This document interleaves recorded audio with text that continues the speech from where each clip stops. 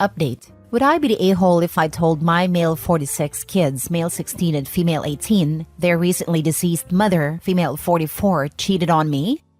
Original post. The wound's still a bit fresh. A month ago, my wife of 22 years tragically died in a car crash. Cynthia was one of those drivers that loved to stare into her phone, and unfortunately this bad habit caught up with her in the last week of January. I was pretty devastated when the police showed up at my door and told me she had a fatal accident, and I wanted to honor her somehow. At the time of the accident, I had no idea she was having an affair. The last 4 or 5 months, I did notice she was pulling away and our intimacy decreased, but I thought this was just something that happened to couples after 20 years, so I didn't pay much mind to it. But at least from what she told me, Cynthia started to get into writing. She was constantly on her laptop typing away at all hours. She told me she was working on a fantasy book, hopefully the first of his series. When I asked more, she said it was about a fantasy world where a super advanced human race appears and interacts with orcs and elves and magic with laser guns and high tech. It sounded very cool, and Cynthia promised as soon as she had her first draft she liked, she would let me read it. I decided to honor her by getting the draft of her book and hiring a writer to clean it up and publish it with a novelty press. I got on her laptop and no book. No sign at all. I opened her Chrome thinking she might have written it in Google Drive and saw a bunch of pinned tabs. One was a Facebook Messenger tab with a ton of her messages with a man named John.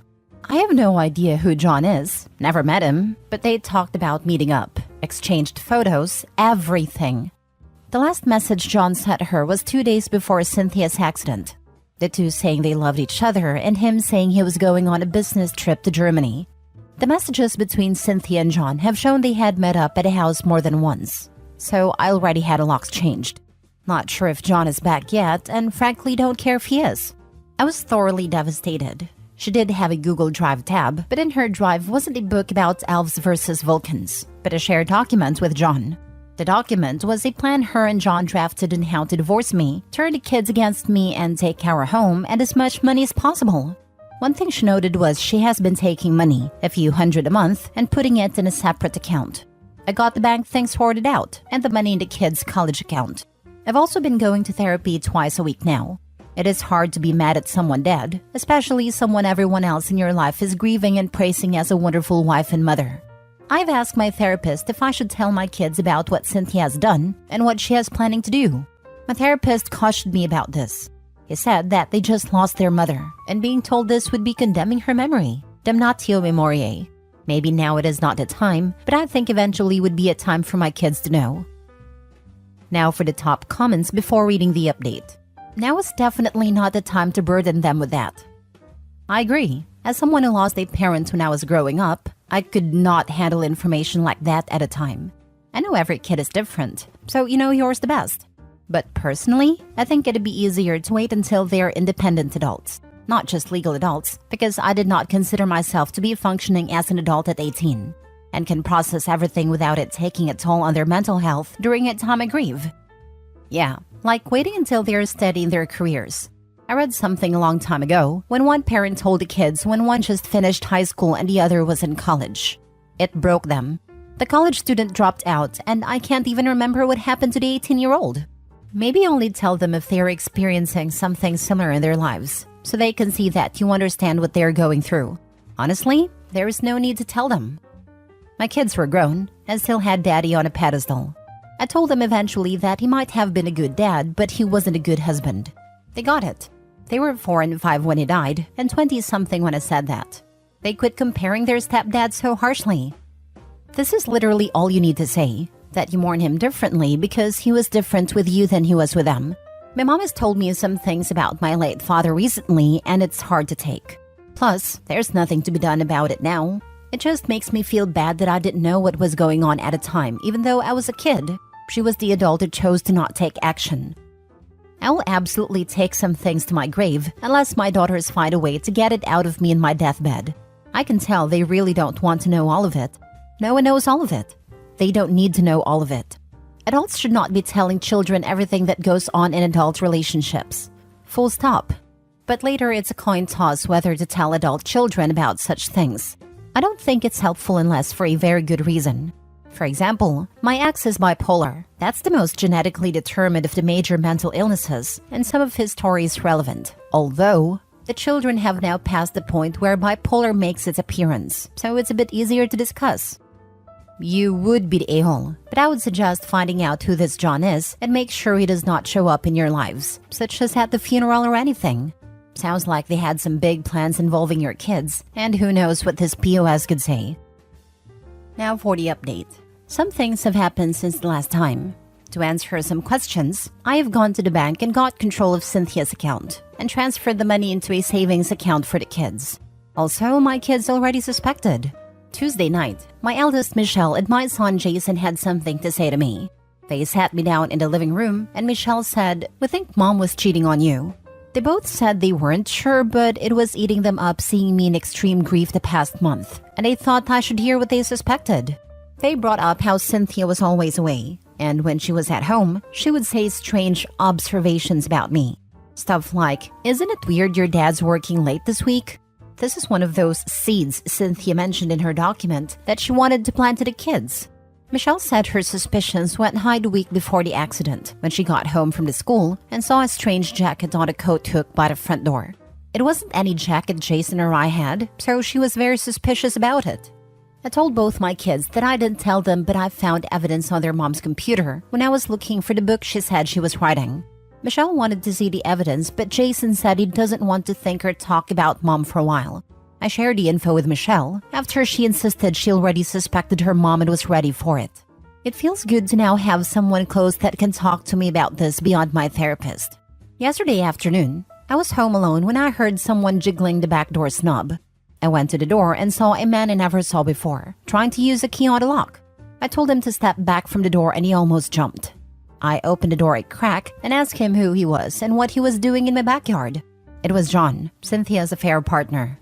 He told me that he worked with my wife, and he just got back from a trip and saw Cynthia died on social media, and him and Cynthia were starting a business. They had a business bank account with his investment money in the business, and he was wondering if I could help him get the business funds transferred over. I looked him straight in the eye and said I was at the bank and Cynthia didn't have an extra business account, and I had no idea what he was talking about. John also said that he wanted to check my wife's things for any sensitive business documents. I said I was a stranger and wasn't welcome in my home, especially since he tried to enter without permission. John looked defeated, but did suggest he would consult with a lawyer about his sensitive business documents and business funds. John had a key to your home, and he knew Cynthia was dead and still tried to enter like he had rights to it. Hope he needs to consult his own lawyer and get the locks changed. Change the locks if you haven't already. Very sorry about this. Glad your kids suspected and are handling it. Good luck to you all. That man is fortunate. By stealing into someone else's house, he was taking a risk that would cost him far more than money. I'm not proud about what I'm going to say, but if all of this is true, I'm glad she's dead. I mean, she wasn't only cheating, which is horrible, she was stealing OP's money and executing a plan to put their own children against him. She was the incarnation of evil. Even all the pain, OP is lucky that this happened, because if not, she was prepared to take everything from him and destroy him. Her children saw something was wrong long ago. She was one of those people who believe their plan is immaculate because they are geniuses and completely underestimate everyone else. Most criminals think this way. Totally agree. The world is better without that kind of people. I get the feeling that business money was the money she was stashing away. If everything was in her name, he had no claim and couldn't sue a dead person. A silver lining here, though. If she was still alive, I doubt the kids would have believed her lies about UOP. I would say get a security system for your house and maybe look into a PI to find out who this man is. He could be a dangerous person. Next story. Am I the a-hole for tricking my ex-wife during our divorce? My ex-wife, Becca, is 7 years older than me and has retired after 35 years of teaching. We had our kids later in life, and she took 4 years off to stay at home with them. I'm 58 now, and my ex decided 10 years ago that I wasn't who she wanted in her life anymore. It was a fairly peaceful divorce. Our kids were both in university, and we had that taken care of. The only real sticking point was our home. I thought we should sell the house and each use the money to buy something smaller, and that would require much less maintenance. It is a 5-bedroom, 4-bathroom house we bought after we got married. We got it at a very good price, and it has appreciated quite nicely over the last 38 years. Becca wanted to keep the house so the kids could keep their rooms, and so she had space for our, at that time, non-existent grandkids. Myself, our kids, our lawyers, everyone told her that it was a bad idea. I gave in and traded away alimony for my share of the house. Like I said, my kids were in school and neither of them planned on their careers keeping them in our town. My work gives me $250 a day tax-free as a living allowance since I work away from home. Rather than stay in a hotel, I've been renting a house in the city where I work. It works out well since I'm saving on travel back and forth. I see my kids when they have time. I took extra time off when my first grandchild was born. I can afford to do a lot of stuff I skipped before because I was saving for 2 people in retirement. Now that it's just me, I'm doing quite well. Becca is not. She wanted the lifestyle I was funding to continue. She went through her savings and now she just has her pension, which is pretty good I think, but it isn't enough to pay the property taxes, as well as pay for her trips, maintenance and stuff. She's having to sell her house where neither kid ever returned to live in after graduation. She has to travel to see our grandchild since my daughter is just at the beginning of her career and cannot take that much time off. She has been complaining to anyone who will listen that I'm living high on the hog and she was going to be homeless. That isn't true. There will be a bit of capital gains tax, but she will have an amount that will let her buy a condo for herself that is affordable. If she wants to keep the house, she could do a reverse mortgage, but I think that's a terrible idea. I think part of it is that I have a girlfriend now who is in her mid-30s, and she never found a guy she thought would be better than me. I think the guy she was seeing after we broke up was supposed to be him, but he didn't work out. She is mad that because of how I get paid, her alimony seemed like not a lot compared to owning a house free and clear, but I don't think it's my fault she wouldn't listen. Now for the top comments. Not the a-hole. I don't understand how she thinks you tricked her. I'm sure after that many years of marriage, she understood how you got paid. You need that money for a separate household so she doesn't get any of that. She was informed by everyone else that she should not keep the big house, but she would not listen. She kept up her lifestyle after the divorce even though she had much less income. She knew her kids were not planning on moving home. There is nothing here that makes you the bad guy. She has buyer's remorse, and that is not your fault. I think so too. I do feel bad that she feels this way, but I thought maybe I was missing something and you guys could point it out. Real estate is still priced pretty high. She should make some good money on a house, no? She absolutely will. If they divorced 10 years ago, all houses everywhere, assuming she didn't let it fall into disrepair, have since gone way the heck up. There's no way she doesn't still walk away without a massive payday. Heck, even if it was in disrepair, there's a house near me that caught in fire and is unlivable and the owners want $200K. Not the a-hole. She made a bad decision and is mad that you were living your best life. She has no one to blame for her choices than herself. Thank you. I thought maybe I was missing something obvious. I did honestly try to get her to sell the house during the divorce. It's not her fault that she has champagne tastes on a beer budget. And owning a home you can't afford is simple math she could have done and figured out.